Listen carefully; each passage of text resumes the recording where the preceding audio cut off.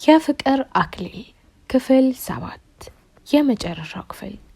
ቻናላችንን ላይክ፣ ሼር፣ ሰብስክራይብ በማድረግ ቤተሰብ ይሁኑ። ከብዙ ዝምታ በኋላ እንዲህ አለኝ።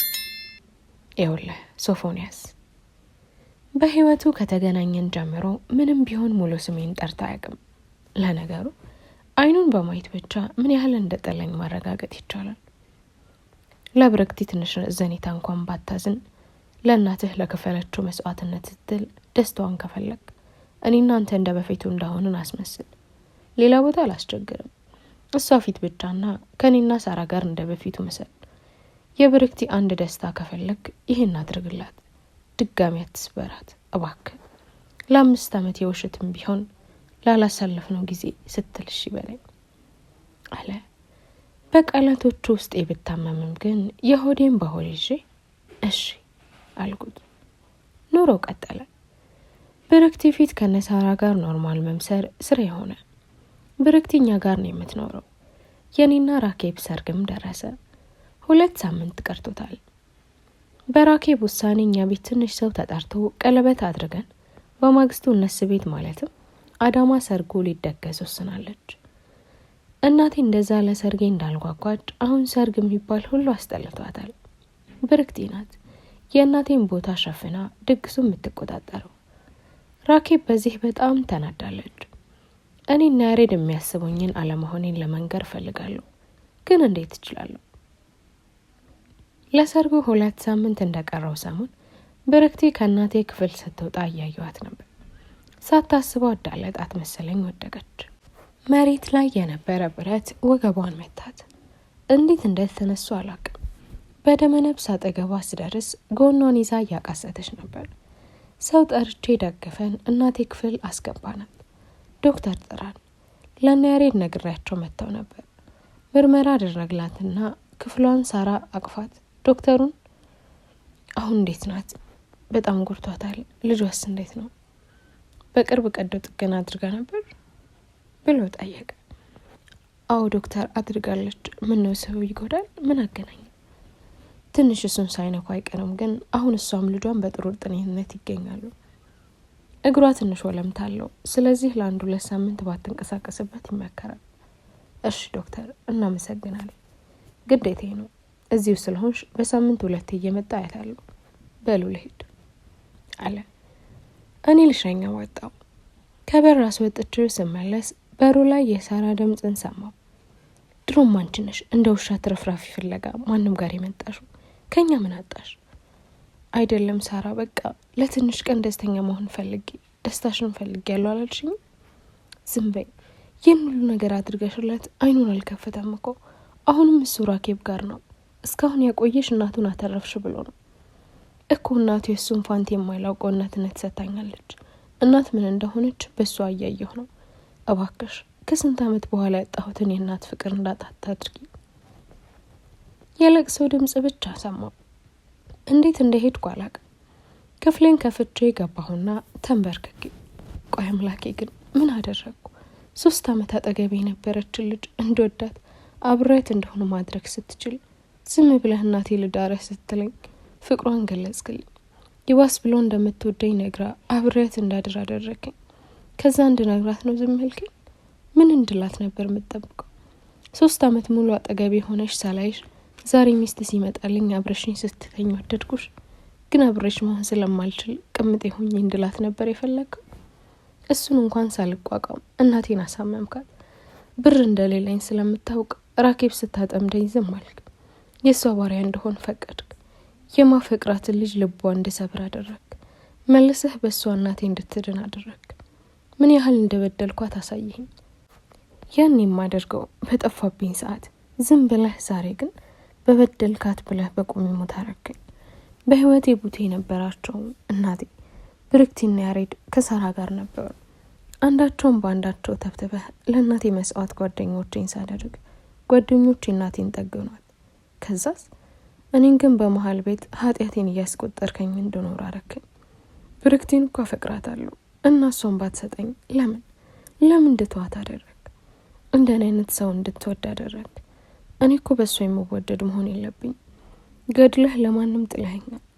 ለነገሩ እኔን እኮ ከተውከኝ ቆየ። ያኔ ገና ራኬብን ያወኩለት አንተ ትተኸኛል። ሶፎንያስ የሚባል ልጅ የለኝም ብለሃል። ባይሆን ኖሮ ሁሉም እንኳን ቢሆን አንድ አጠገብ የሚሆን የሚደግፈኝ ሰው ትሰጠኝ ነበር። ጠብቀኝ። አሁን ግን በቅቶኛል፣ ሰልችቶኛል። በደመ ነፍስ ተነስቼ ከመሳቢያው ውስጥ ምላጭ አወጣው።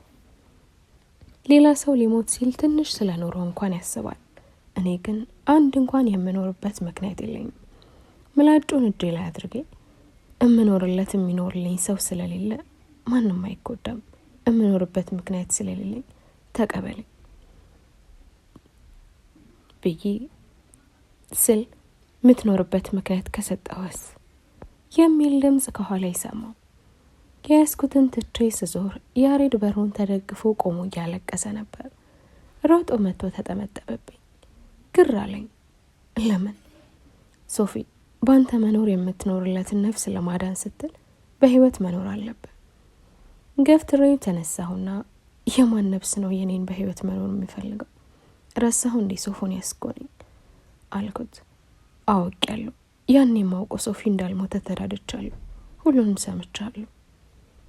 እውነት ነው ሶፊ አለኝ እኮ። ይህን ስሜን እንዲጠሩኝ እንዴት እንደፈለግኩ እኔ ነኝ የማውቀው።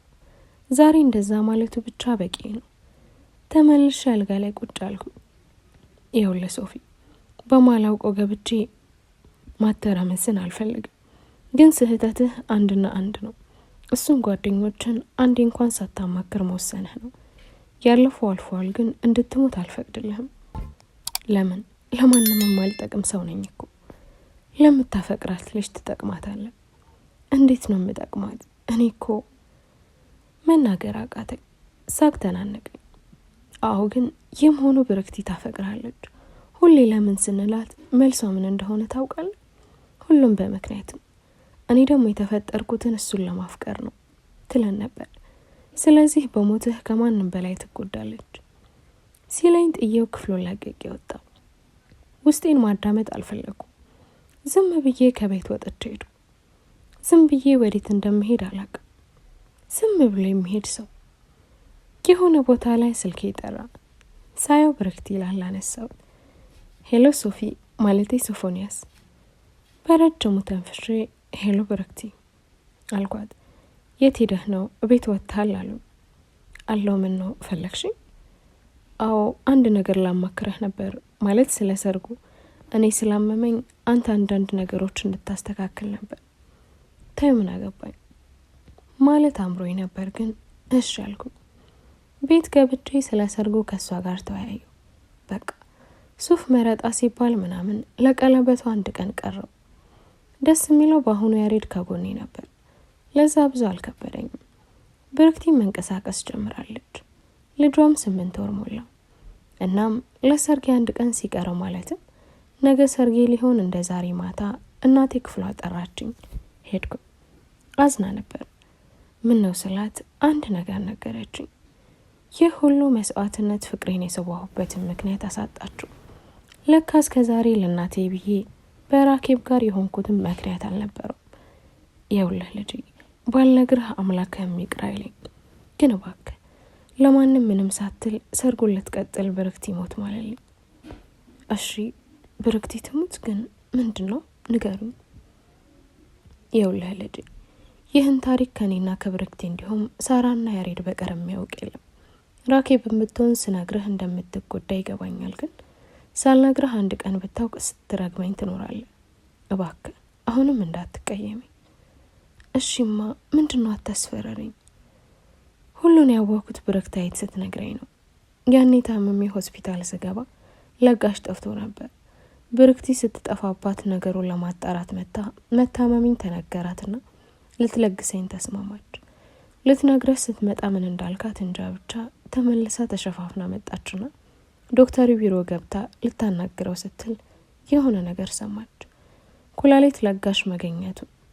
ዶክተሩ ሲነግራት ለዶክተሩ ብር ሰጥታ እሷ እንደለገሰች አስመስላ አንተ እንዳታለልሽ ታወቀች።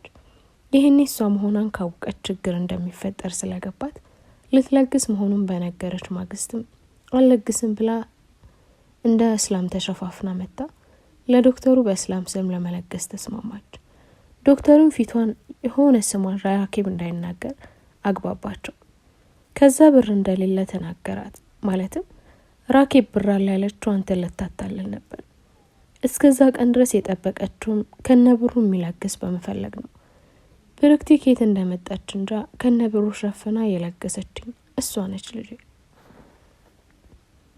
ያየሁት ቀዶ ጥገና ክፍል የለበሰችውን ስታወልቅ ነው። በቃ ምን ያህል እንደምትወድህ ነግራኝ ግን ማንም ማወቅ እንደሌለበት አስጠንቅቃኝ ህይወቴን ታደገችው። ግን ልጄ በየሌሊቱ ፎቶዋን አቅፈ ስታለቅስ ሳይ ግን ተወዳት እንደነበር ገባኝ። በሰዓቱ ምንም ማድረግ አልቻልኩም ነበር። ከዳምኩ በኋላ ብርክቲ በመሃል አሰረችኝ። አንድ እንዳልተነፍስ በአባትህ አስማለችኝ። አሁን ግን ባልነግርህ አባትህም ይቅር አይለኝም። ዝም የሆነ ጸጥ አለብኝ። ሰዓት መቁጠሩን ዓለም መዞሯን ያቆመች መሰለኝ። ልብ ያፈነኝ፣ አይኔ ብሽ አለብኝ። እማ ልቤን መተንፈስ እያቃተኝ ትንፋሽ እያጠረ መጣ። ዝም አለ ዓለም ዝም። ዙሪያዬ ጨላለመብኝ። ዓለም ጸጥ አለች። ስነቃ አልጋ ላይ ያሬድ አስተኝቶኝ ውሃ እያረገልኝ ነበር። ከራኬብ ጋር እናቴ ልጄን እያለች ታለቅሳለች። ተነሳ። ልወጣ ስል ልጄ ወዴት ነው? ልቤን ልከተል አልኳት። ምለህልኛል፣ ብርክታይት ትሙት ብለህኛል። ቦቅ አልኩም። ፊቴን አዙሬ በጩኸት አረ ምያሉ አይደል? በሞቷ ምለሃል። በገደልኳት ልጅ ሬሳ ላይ ነው ማልኩት። በሞት ገድያት ነው ከተናገርኩ ትሙት አልኳት። ሽምቅቅ ብላ ዝም አለች። ምንም አልመሰለኝም። ወዴትም መሄድ አትችልም። አረ ለምን ያሬድ ለምን? ምክንያቱም ብርክቲ እሺ ስለማትል። ቆይ እሷ እስካሁን አንተን የሷ ማድረግ ይከብዳታል ብለህ ታስባለህ? ልብህን ባታገኝ በይሉኝታ አንተን የሷ ማድረግ ትችል ነበር። ግን ለምን አትነግሪውም? ለምን የራኬብ እስረኛ ታደርገዋለች ስንላት የሁሉ ጊዜ መልሷ አያቱ የመረጠለትን ሳይወለድ የታቀደለትን የደም ማህተብ የሰጠበትን በቃል ኪዳን የተሳሰረው ራኬብን ሊያገባ ነው። እኔ ባገባው አባቱም ይረግሙኛል። ስለዚህ በምንም ታስሮ ይሁን እሷን ማግባት አለበት። ምንም ቢሆን አባት ለልጁ ምርጫ አይሳሳትም። አንድ ቀን ደስተኛ ይሆናል። እኔ ደግሞ ያንን ማየት ነው ምኞቴ ነበር መልሷ። ስለዚህ ብትነግራት የምትለውጠው ነገር ቢኖር እሷን ካጠገብህ ማጣት ነው። እሷን አይኗን ማየት ከፈለግ ምንም እንዳላወቀ ሆነህ ተሞሸር አለችኝ። ውጡልኝ። ስጮህ ተያይዘው ወጡ። ሳለቅስ ወደዛ ወደዚህ ስል ሌሊቱ ተጋመሰ። በተቀመጥኩበት እንቅልፍ ወሰደኝ።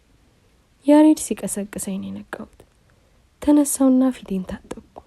ሱፉን አምጥቶልኝ አለበሰ። ስጨርስ እያለቀስኩ ስለነበር እንቤን ጠረረገውና ጓደኛዬ ሳይመሽ አይነጋም። ስለዚህ አምላክ ቢያጨልም እሱ የሚያነጋበትን ጊዜና ሰዓት ያውቃል። ስለዚህ በዚያ አትከፋ ብሎ አቀፈኝና ይዞኝ ወጣ። ብዙም ሰው አልነበረም። ቦቴ ተቀመጥኩ። እነ ሳራ የሆነ ነገር እንዳላደርግ ፈርቶ አደራ በሚል አስተያየት ነበር ያዩኝ። ብርክቲ የእናቴን ቀሚስ ለብሳ ፏ ብላ ነበር። ምሳ ተበላና የቀለበት ሰዓቱ ደረሰ። ብርክቲ ነበረች ቀለበት ልትሰጠን የተመረጠች። ሁለቱን ቀለበት ይዛ አንዱን አውጥታ ለኔ ሰጠች። እጅ እየተንቀጠቀጠ ተቀበልኩ። ከዛ የሆነ ድምጽ ሰማሁ። የሽጉጥ ነበር። ወደ ብርክቲ ስዞር ሆዷ ደም በደም ሆኖ ልትወድቅ ነበር። ያስኳት። ብርክቲ አይሆን አትሞቺም ብርክቲ። በድንጋጤ የምገባበት ጠፋኝ። ሁሉም ተጫጭኸው ከበቡን። ያሬድ አምቡላንስ ጠራ። እጄን ሆዷ ላይ አድርጋ ልጄን አደራ እንደኔ እናት ፍቅር የሌለው ሆኖ እንዳያድግ አደራ ብላ አይኗን ጨፈነች። ጮህኩ፣ ተጠራው፣ ምንም የለም። አምቡላንስ መጣና ይዟት ሄደ። ሆስፒታል ከ2 ሰዓት ምናምን በኋላ ዶክተሩ ከቀዶ ሕክምና ክፍል ወጣ።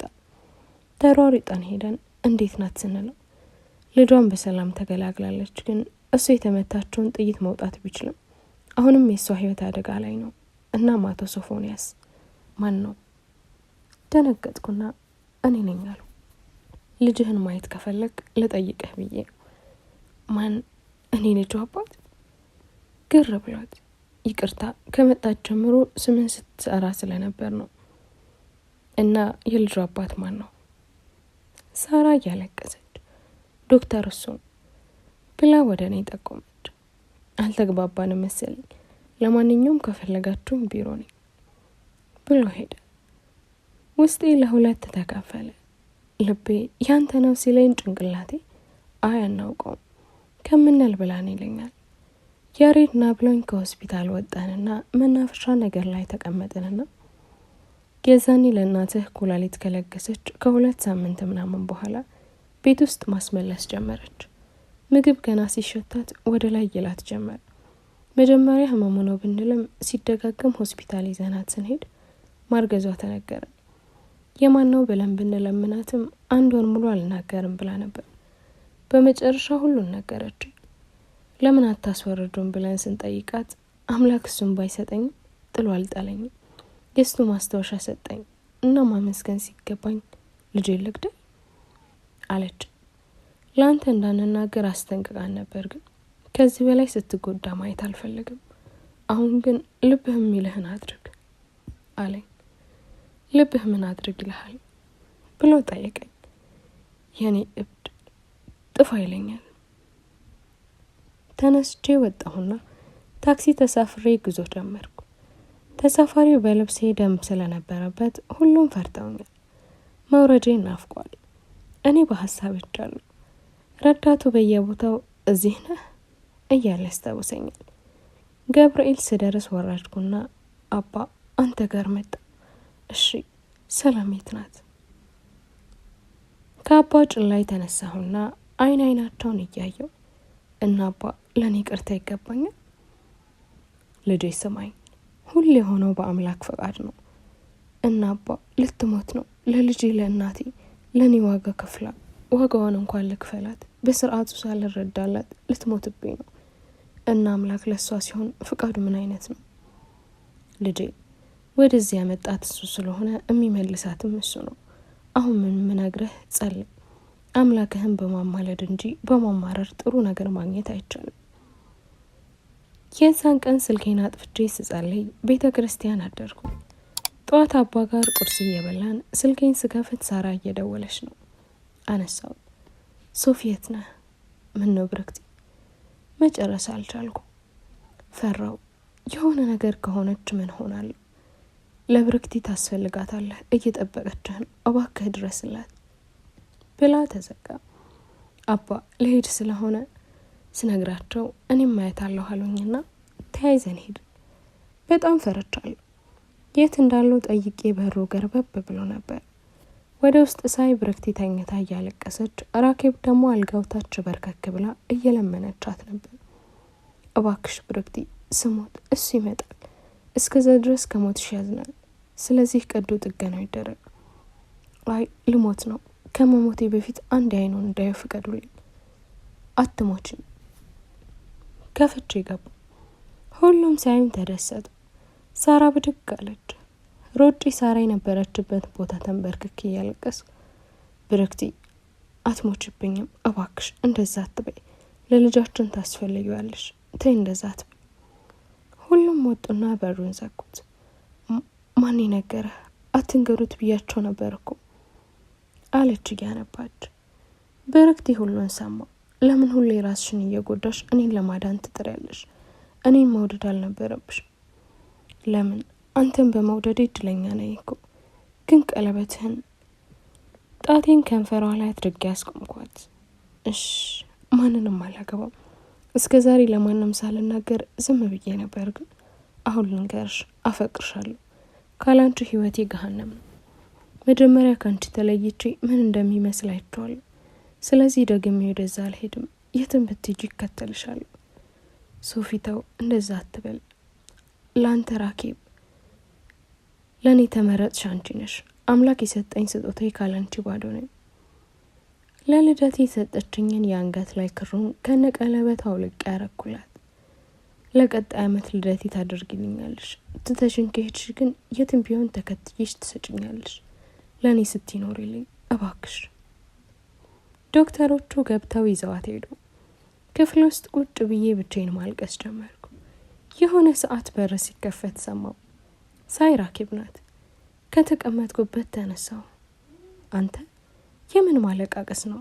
በል ነገ አዳማ እንሄዳለን። ደግሞ እናቴ መታለች። የንዴት ሳቅ ስቄ አዳማ አልኳትና ተወርውሬ ያነኳት። ትሰሚኛለሽ? ካሁን በኋላ ትክክለኛውን ሶፎንያስ ታዋቂ። ብርክቲ አንድ ነገር ትሆንና ማንም አይደለም እኔው ነኝ በእጅ አንቄ የምደፋሽ። ሰማሽ? ምን? ለማንም ወፍ ዘራሽ ስትል እናት እንኳን የለትም እኮ። ቦግ ብዬ ስልኬን ከፍቼ አዳማ እያለን የእናቷን ፎቶ አንስቼው ነበር።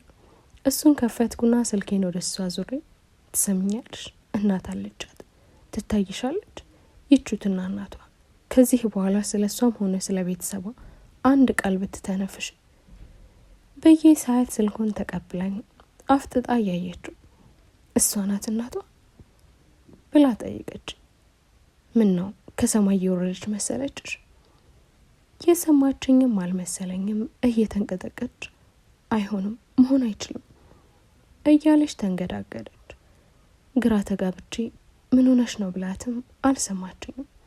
ራሷን ስተወደቀች። ደንግጬ ሰው ጠራሁና ወሰዷት። በዚህ መሀል ለእናቷ ተደውሎ ተጠራች። ለእናቷ አስረክቤ ወደ ብርክት ሄድኩ። እና ያሬድ ነበሩ። ስጠይቅ ምንም ነገር እንደሌለና እዛው እንደሆነች ተነገረ። ትንሽ ቆይተን የሆነ ሰው እኔን ያሬድና ሳራ ራኬብ ትፈልጋቸዋለች ተባልን። ክፍሏ ስንሄድ እያለቀሰች ነበር። ገባንና ግድግዳ ተደግፈን ቆመን ይኸውላችሁ ምንም አልላችሁ ብቻ አድምጡኝ። ሶፊ ቤተሰብ የወሰነው እኔ እናንተ እንድንጋባ አልነበረም።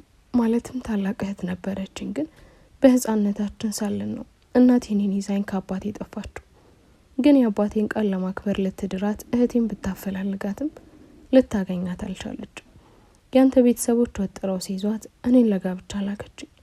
እንዴት እንደሆነ አላቅም፣ ግን ቅድም ያሳየኝ ፎቶ የእናቴ ነው። በቃሽ ብዬ ጮህኩ። አንቺ የሷ እህት መሆን አትችይም፣ ዝም በይ። የፈለግከውን በለኝ፣ ግን እናቴ ምታቻለች። እሷን ጠይቀህ መረዳት ትችላለህ። ለእኔ ግን ስትነቃ አንድ ነገር በሉልኝ። ለበደልኩሽ ይቅርታ ባይገባኝም ይቅር በይኝ በሏት አለች። እኔን ግን እልህ ያዘኝ። እየሮጥኩ ወጣሁ። አባ በር ላይ ነበሩ። ሲያዩም ተከተሉ። እነ ሳራም መጡ። እናትየው ታች ሆስፒታሉ ግቢ ውስጥ ተቀምጣ ነበር። ስታይን ተነሳች። አታፍሪ? እናት ነኝ ልትይ ነው? አንቺ ካጠገቧ ባለመኖርሽ ምን ያህል እንደተሰቃየሽ ታውቂያለሽ? ምን ያህልስ እናት እያለች እንዳነባች ባክስቶ የደረሰባት ውርደት። አንድ ነገር ልንገርሽ፣ አንቺም ለእሷ እናት መባል አይገባሽም፣ እኔም በሷ መፈቀር አይገባንም ነበር። መናገር አቃተኝ። ንዴቴን የምናገርበት ቃላት አጣው። እልህ ከእንባ ጋር ተቀላቅሎ አነቀ። እናትየው ምንም አላለችም። እያለቀሰች ቆማ ስትሰማኝ ነበር። ያሬድ ሲጠራኝ ስዞር አባ የራኬብን እናት እያዩ ነበር። የራኬብ እናትም ስታየው ባንዴ ተቀያየረች። አባ እሷን ብርክታይት እናት አሉኝ። እየተንቀጠቀጡ ነበር። ቃሉን መጥራት እየፈሩ አዎ የዛች መስኪን የዛ ሁሉ ገፈት ቀማሽ እናት እሷ ነች ስል ልጄ ብለው ልባቸውን ይዘው መሬቱ ላይ ወደቁ። አባን ያወኳቸው ጊዜ አይነ ስውር ነበሩ። ለምን እንደሆነ ስጠይቃቸው አንድ እህት ነበረችኝና ገንዘብ ትወድ ነበር። በዛ ምክንያት ብሩን ለመውረስ የግድ እኔና እናቴ መጥፋት አለብን። ለዛም እኔን እንደዚህ አደረገችኝ። ልጄ እኔን የሚቆጨኝ የኔ አይን መጥፋት ሳይሆን ምንም የማታውቀው ልጄ እንዳንገላታት ነው አለ። ይህን የነገሩኝ በ13 በ14 ዓመት አካባቢ ስለነበር ብዙም አላስታውስም። በየጸበሉ እየሄዱ ይጠመቁ ነበር። እናም አንድ ጊዜ ኮኬለሽ ማርያም ሄዱ። እዛም እህታቸው ብር ለመውሰድ አይናቸው እንዳጠፋች ነገሩ። ሲዱንም እዚህ መጥተው ይኖሩ የነበሩበት ቤት ሲሄዱ እንደለቀቁ ተነገራቸው። ቢፈልጉ ቢያፈላልጉም ሁሉም ነገር ተስፋ አስቆራጭ ሆነ። ከኔ ጋርም ብዙ ያልተገናኘ ነው። አንደኛ አይኔ ዳነበት ቦታ 2 ዓመት እዚያው ሊያገለግሉ ተስለው ነበር። እኔም እነሳራን ሳገኝ ብዙም ስለማልሄድ ነው። ዛሬ ቀኑ ደስ አይል። ከ6 የስቃይ የህመም ወራት በኋላ ብርክቲ ከሆስፒታል የምትወጣበት ቀን። እኔ ነበርኩ የምወስዳት። ስለ እናቷም ሆነ ስለምንም ነገር አታውቅም። ከሆስፒታል እንደወጣን አንድ የሀበሻ ልብስ መሸጫ ገባንና አዲስ ልብስ ገዝቼ ለእኔም ለሷም ለበስንና ጉዞ ጀመርን። ወዴት ነው ብላ ብትጨቀጭቀኝም አልናገርም አልኩ።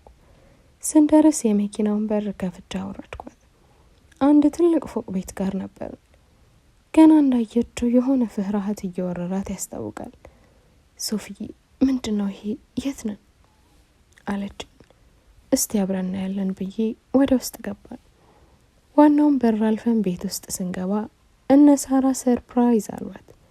ቤቱ ያን ሁሉ መከራ ያየችበት ነበር። የአክስቷ ቤት እናቷ ራኬብ፣ አባ ወይም በትክክለኛ ስሟ አቶ ቴድሮስ፣ የኔ እናት ሳራና ያሬድ እንዲሁም የኔና የብረክቲ ልጅ በእምነት ነበሩ። ሰላም ብላን ምንድን ነው ብላ ጠይቀች። ይኸውልሽ ይህ ቤት ማለት አያትሽ የሞተችበት፣ አንቺም ያን ሁሉ ስቃይ ያየሽበት ነው። አሁን ደግሞ የቤቱ ባለቤት መሆንሽን አስብሻለሁ። አልችልም ሶፊ፣ እዚህ መኖር አልችልም። ለምን? አንዳንድ ሰዎችን ላስታውቅሽ። አንደኛው አባትሽ፣ የጠፋብሽ አባትሽ ማለት ነው። አንቺን ለመተው ሳይሆን ባክስትሽ ሴራ አይናቸው ጠፍቶት ነበር፣ ታወቂው አልኳት። አባ እያለቀሱ መጡና እግሯ ስር ሊወድቁ ሲሉ አነሳቻቸውና ተቃቀፉ። አያሳዝኑ? አገላብጠው ሳማት። ትንሽ ሲረጋጋ ደግሞ ንግግሬን ቀጠልኩ። ሌላኛው ደግሞ ስንት ዓመት የፈለግሻት እናትሽ ናት። ልጄ ማሪን ትልሻለች። አክስትሽ ጥላሽ ካልጠፋች ልጆችሽን እገላለሁ ስትላት ታናሽ እህትሽን ራኬብ ይዛ ጠፋች። ያው ዛሬ ቅርታሽን ትጠይቃለች። አውቄው ነበር ብላ ሮጣ አቀፈቻት። የስንትና ስንት ዓመት የእናትና ልጅ ናፍቆት ወይ እንዴት እንደሚያሳዝኑ። ሁሉም ተረጋጉና ምሳ በላን። ኬክ አመጡና አስተካከሉ። ሳራም ኑና ቁረሱ አለች። ዛሬ አንድ ነገር ቀርቶናል። ከሁሉም በላይ የጓጓሁለት ነገር ነው። ብርክቲ ልጃችን ለያሬድ ሰጠችና ስትፈልገኝ አይኗን አሰሯት። አንድ ነገር አለ ተብላ እኔም ከፊቷ ተንበርክኬ ቀለበቴን ይዤ አይኗን ፈቱላት። ስታይኝ ማመን አልቻለችም። ብርክቲ ነግሬሽ ነበር አይደለም ወላጅ አባቴ፣ የሰማዩ አባቴ ራሱ የመረጠልኝ አንቺ። ምናልባት እኔና አንቺን የመረጠን አምላክ በምክንያት ነው። ብርክቲ ሙሉ ልቤን ያስሽ ነሽ፣ እናም ታገቢኛለሽ። ሶፊዬ ቆይ በህልም ነው? የ20 ዓመት ህልም እንዴት በአንድ ቀን አለች። እናት ታገቢኝ ስላት እየተንቀጠቀጠች እጇን ዘረጋችልኝ። ቀለበቱን አድርጌ እጇን ስሜ ተነሳ። ቤተሰቡን በእልልታና በጭብጨባ አጀበን። አቅፌ ግንባሯን ሳምኳት። ይህ ሁሉ የሆነው በራኬብ ነው። በሰራቸው ተጸጽታ ነበር። እናም ሁሉን ለማስተካከል በመጀመሪያ አክስቷን አፈላልጋ መረጃ ሰብስባ በአያቷ ግድያ በምትሰራቸው ስራዎች ከነባሏ እድሜ ልክ አስፈረደችባቸው። ብርክቲ ላይም የተኮሱት እነሱ ነበሩ። በህይወት መኖሯ ሲነገራቸው ሌላ ወራሽ ልጅ እንዳትወልድ ብለው እናም ከብርክቲ ጋር ተታረቁ። እሷም ለስሬ ካሳ ብላ ሙሉ የብርክቲን የሕክምና ወጪ የሸፈነችላት እሷ ነች። አባም በስተመጨረሻ መረቁን። እንደ ወርቅ በእሳት ብትፈተኑም ዛሬ እዚህ ደርሳችኋል። ያንን ጊዜ ማትጥሉት። አንዳንድ የማያልፍ መሳይ መከራ ሲያልፍ ፍቅርን አጠንካሪ ይሆናል። እደጉ፣ ውለዱ፣ ክበዱ። አምላክ ከእናንተ ጋር ይሁን። አሜን አሜን አለን። በተገኘው ገንዘብም አንድ ወላጅ አልባ ልጆችና ችግር የደረሰባቸው ሴቶችን የሚደግፍ ድርጅት ከፈትን። ለነሳራም ከኛ ቤት ጎን ቤት ገዝተን ነበር። ማታ አባም ስለታለኝ ልጄን ካገኘሁ ኩክልሽ ማርያም ስለተሰያለሁ፣ ስለዚህ ወደዛው ነን አሉኝ። እነ ራኬብም ወደ ቤታቸው ሄዱ። ከነሳራ ጋር ስንጫወት አመሸንና እነሱም ወደ ቤታቸው። ቤታችን አጥር ነው የሚለየው።